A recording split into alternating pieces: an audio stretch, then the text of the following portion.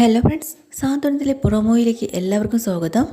അങ്ങനെ നമ്മളെ ആനന്ദാണെങ്കിൽ കള്ള് കുടിച്ച് ബിയർ എല്ലാവരോടും ചേർന്നിട്ട് ബിയറും പൊറോട്ട ഇറച്ചിയൊക്കെ കഴിച്ചുകൊണ്ടിരിക്കുന്ന സമയത്ത് ദേവിയെക്കുറിച്ചുള്ള സത്യാവസ്ഥ വായിന്നങ്ങ് വീഴുവാണല്ലോ. പക്ഷേ കണ്ടു നിൽക്കുന്നവർക്കൊന്നും എന്താ കാര്യമെന്ന് മനസ്സിലാവില്ല. എന്നാലും പറയുന്നുണ്ട്, സ്വർണ്ണമെന്ന് കരുതിയത് മുക്കുപണ്ടമായി പോയി എന്ന് ഇത്രയും പറയുക. അങ്ങനെ ഒരു മുക്കുപണ്ടമാണ് എൻ്റെ മുന്നിലിരിക്കുന്ന ദേവി എന്ന് പറഞ്ഞ് തീർന്നതിന് ഇവിടെ ആനന്ദ് അവിടെ മയങ്ങി വീഴുവാണല്ലോ.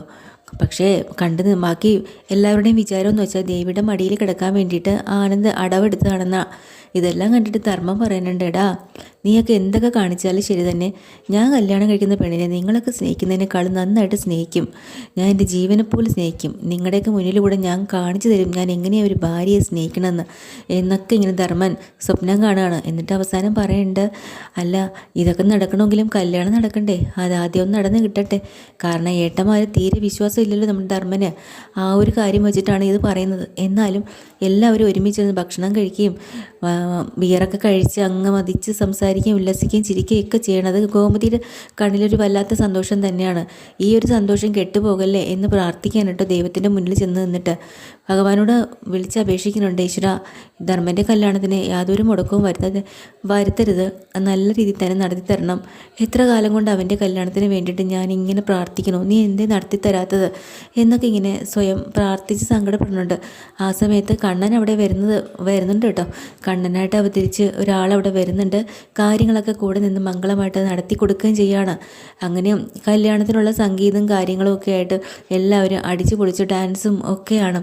ഇതിനിടയിൽ കൂടെ കല്യാണ മണ്ഡപത്തിലേക്ക് നമ്മുടെ ഉദയഭാനു പറഞ്ഞേച്ച ആ പെണ്ണ് അങ്ങോട്ട് ചെല്ലുന്നുണ്ട് കേട്ടോ, ധർമ്മനെ കാണാനായിട്ട്.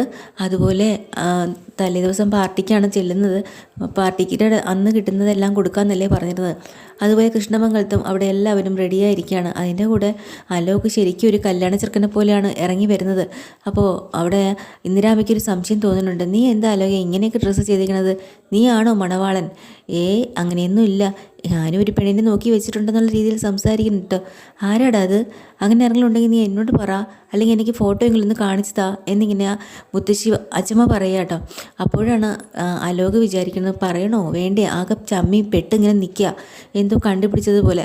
അപ്പോൾ രാജശ്രീ മാറി നിന്നിട്ട് അലോകിനെ കണ്ണ് കാണിക്കുക, മിണ്ടരുത്, ഒരക്ഷരം പോലും നീ പറഞ്ഞു പോകരുതെന്ന്. പറഞ്ഞു കഴിഞ്ഞാൽ ഇവർ വിചാരിക്കുന്ന കാര്യങ്ങളെല്ലാം കൊളാവുമല്ലോ. അപ്പോൾ അനുശ്രീയാണ് ഇതിൽ ശരിക്കും പറഞ്ഞാൽ ഇരയാണെന്നുള്ള കാര്യം ഇവർക്കൊന്നും അറിയില്ല. കുറച്ചൊക്കെ കാര്യങ്ങൾ അറിയാമെങ്കിലും മിക്കവാറും ഇന്ന് അനുശ്രീയെ കൊണ്ട് എന്തെങ്കിലും ഒരു ഉറപ്പിക്കൽ അവിടെ നടത്തിക്കണം എന്നുള്ള വാശിയിലാണ് കേട്ടോ ഇവരെല്ലാവരും. അച്യുതനും അനന്തനും കൂടെ എല്ലാം ധർമ്മൻ്റെ കല്യാണത്തിന് നടത്താൻ സമ്മതിച്ചെങ്കിലും പതുങ്ങിയിരുന്ന കാര്യങ്ങൾ എന്തൊക്കെയോ ഗൂഢപദ്ധതികൾ അവിടെ തയ്യാറാക്കുന്ന കാര്യം ഇന്ദിരാമ്മയ്ക്ക് പോലും അറിയില്ല കേട്ടോ.